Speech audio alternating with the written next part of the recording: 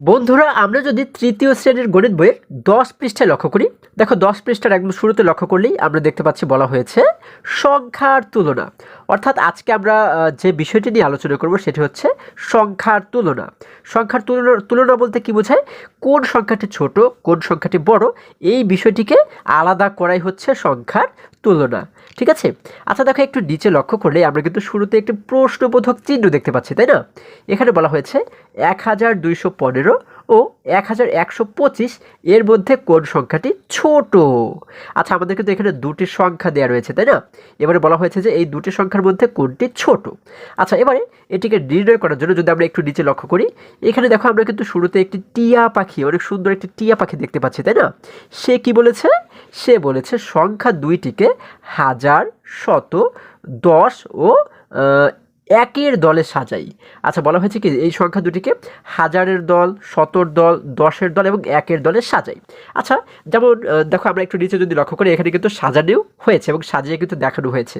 দেখো প্রথম যে সংখ্যাটি দেওয়া হয়েছিল সেটি হচ্ছে 1215 এবং পরবর্তীতে যে সংখ্যাটি দেওয়া হয়েছে সেটি হচ্ছে 1125, তাই না?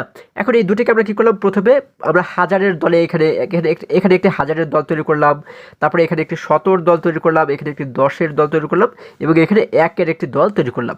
আবার এই ঘরেও দেখো প্রথমে একটি হাজারের দল তৈরি করলাম, এরপর আমরা এখানে একটি শতর দল তৈরি করলাম, এখানে 10-এর দল তৈরি করলাম, তারপরে এখানে কিন্তু আমরা একক বা একের দল কিন্তু আমরা তৈরি করলাম। তাহলে আমরা যদি এবারে লক্ষ্য করি, দেখো এবার একটু নিচে লক্ষ্য করলে আমরা কিন্তু একটি ছেলে শিশুকে দেখতে পাচ্ছি, তাই না? সে কি বলেছে?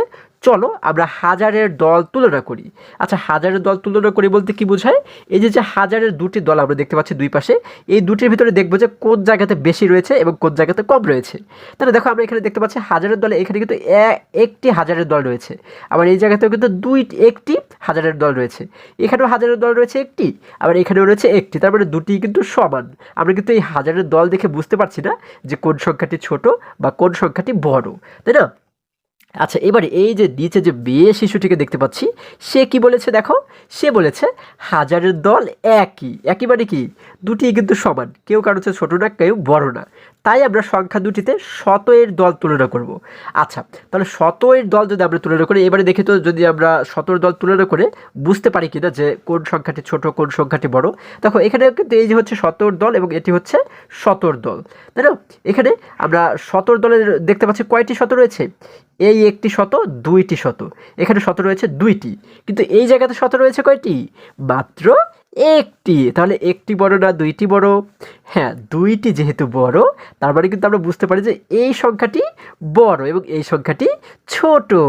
আচ্ছা তাহলে আমাদের কিন্তু নির্ণয় করতে বলা হয়েছিল যে কোন সংখ্যাটি ছোট। তাহলে আমরা কি পেয়ে গেছি? দেখো এই জায়গাতেই কিন্তু আমরা পেয়ে গেছি যে 1125 এই সংখ্যাটি ছোট।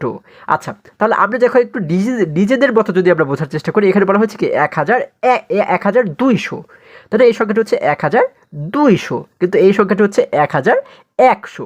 তাহলে এটি যেহেতু 100 আর এটি হচ্ছে 200, তার মানে কিন্তু এই 100 ছোট, তাই না? তাহলে আমরা বুঝতে পারি কি এই যে 1125 এই সংখ্যাটি কিন্তু ছোট। আচ্ছা এবার এই মেয়ে শিশুটি কি বলেছে দেখো তো আমাদের ধারণাটি ঠিক হয়েছে কিনা। বলেছে তাই আমরা সংখ্যা দুইটিতে শতয়ের দল তুলনা করব। আচ্ছা শতর দল আমরা তুলনা করেছি, 1215 সংখ্যাটিতে শতয়ের দল দুইটি। আচ্ছা তাহলে এই যে 1215, দেখো এখানে শতয়ের দল রয়েছে দুইটি, একটি দুইটি, এবং আমরা দেখতে পাচ্ছি এবং 1125-এর শতয়ের দল একটি। দেখো এখানে আমরা দেখতে পাচ্ছি শতয়ের দল রয়েছে একটি, তার মানে কি? তার মানে 1125 সংখ্যাটি ছোট, তার মানে কিন্তু এই সংখ্যাটি ছোট, তার মানে আমাদের ধারণা কিন্তু সঠিক হয়েছে, তাই না?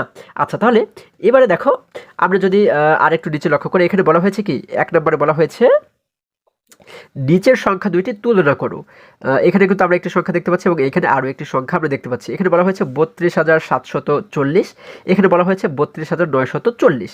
তাহলে এই দুটির মধ্যে কোনটি ছোট এবং কোনটি বড়, এটিকে আমরা কিভাবে করে তুলনা করতে পারি? আচ্ছা দেখো আমরা যদি একটু নিচে লক্ষ্য করি, এইখানে কিন্তু সেই ছেলে শিশুটিকে আবারও আমরা দেখতে পাচ্ছি। সে কি বলেছে? এটি খুব সহজ, আমরা একে একে বড় স্থানীয় মান থেকে ছোট স্থানীয় মান তুলনা করব। প্রথমে অযুতের স্থান, তারপর হাজারের স্থান, এরপর শতকের স্থান, এরপর দশকের স্থান এবং সবশেষে এককের স্থান। অর্থাৎ এই যে দুটি সংখ্যা আমরা দেখতে পাচ্ছি, এই দুটি সংখ্যার আমরা কি করব, বড় থেকে স্থানীয় মানগুলো, বড় থেকে ছোট স্থানীয় মান কিন্তু আমরা তুলনা করব। যেমন আমরা যদি এই দুটি সংখ্যাকে একটু লিখে রাখি, দেখো প্রথমে যদি আমরা এখানে লেখা রয়েছে 32,740, তাই না? আমরা এখানে লিখলাম 32,740। আচ্ছা, এবং এই সংখ্যাটি হচ্ছে 32,940, তাই না? আমরা এখানে লিখলাম হচ্ছে 32,940। এখন এই দুটি সংখ্যার ভিতরে আমরা তুলনা যখন করব, অর্থাৎ ছোট এবং বড় যখন আমরা নির্ণয় করব, তখন আমরা কি করব, দেখো এখানে আমরা দেখবো যে একক, দশক, শতক, হাজার, অযুত, এখানে কিন্তু অযুত পর্যন্ত রয়েছে। এখানে একক, দশক, শতক, হাজার, অযুত পর্যন্ত রয়েছে। তাহলে অযুতের দুটি সংখ্যাকে আমরা প্রথমে তুলনা করব, তারপর হচ্ছে হাজারের দুটি সংখ্যাকে তুলনা করব। এইভাবে করে আমরা বড় থেকে তুলনা করতে করতে ছোটোর দিকে যাব। যেমন দেখো এখানে অযুতে রয়েছে হচ্ছে 3, এখানে অযুতে রয়েছে 3। তাহলে 3 এবং 3 দুটি সমান। আমরা কিন্তু এটি দেখে বুঝতে পারছি না যে কোনটি ছোট কিংবা কোনটি বড়। তারপরে দেখো এখানে হাজারের ঘরে রয়েছে কত, 2, এখানে হাজারের ঘরে রয়েছে 2।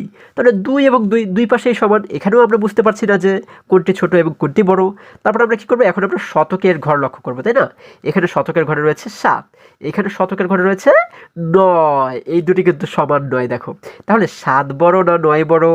হ্যাঁ, যেহেতু 9 বড়, তার মানে কিন্তু সম্পূর্ণ এই সংখ্যাটি বড়। ঠিক আছে, অর্থাৎ এখানে যেহেতু শতকের ঘরে দেখতে পাচ্ছি 7 ছোট, তার মানে কিন্তু সম্পূর্ণ এই সংখ্যাটি ছোট। এইভাবে করে আমরা এই অযুত থেকে দেখতে দেখতে বা বড় স্থানীয় মান থেকে দেখতে দেখতে এই ছোট স্থানীয় মান পর্যন্ত যখন যাব, তখন কিন্তু অটোমেটিক আমরা বুঝতে পারবো যে কোন সংখ্যাটি ছোট এবং কোনটি বড়।